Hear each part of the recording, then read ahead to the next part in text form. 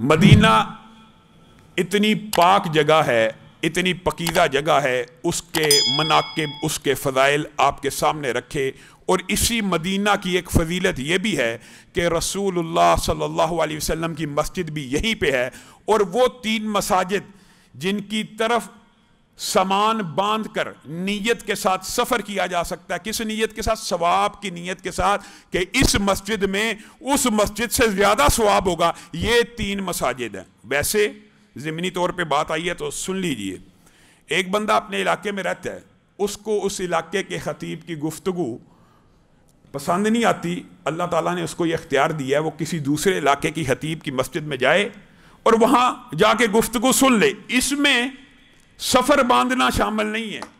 سفر باندھنا اور قصد باندھنے سے مراد یہ ہے کہ بندہ یہ ارادہ کرے کہ اس مسجد میں جا کے اگر میں نفل بھی پڑھوں گا تو مجھے باقی مسجدوں سے زائد ثواب ہوگا۔ یہ ہے فرق۔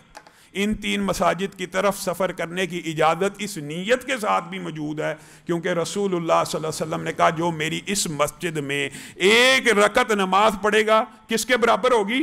1000 رکعت کے برابر۔ ایک نماز 27,000 کے برابر اگر بندہ جماعت کے ساتھ پڑھ لے وغیرہ۔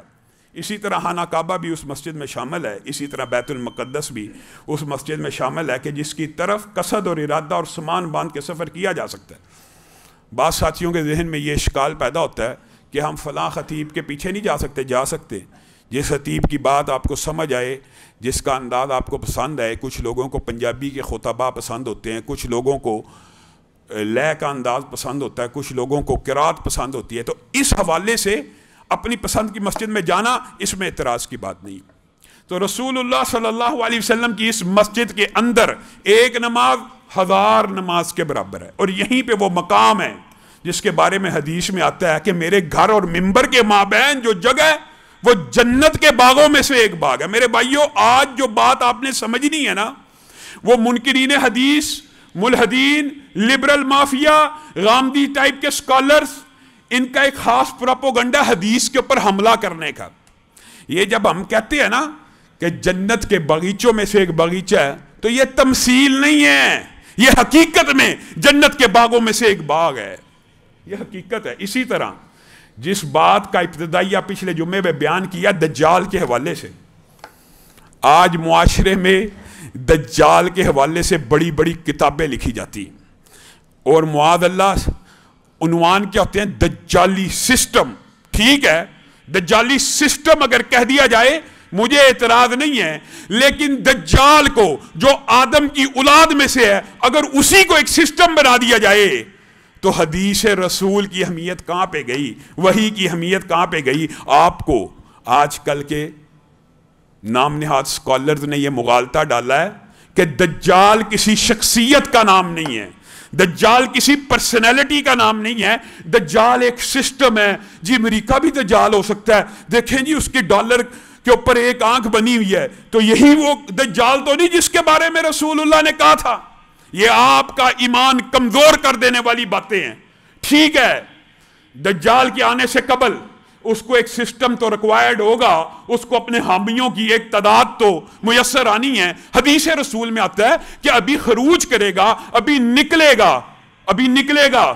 تو سب سے پہلے اصفہان کے یہودی، خراسان کے علاقے کے کالی اور سبز چادروں والے 70,000 سے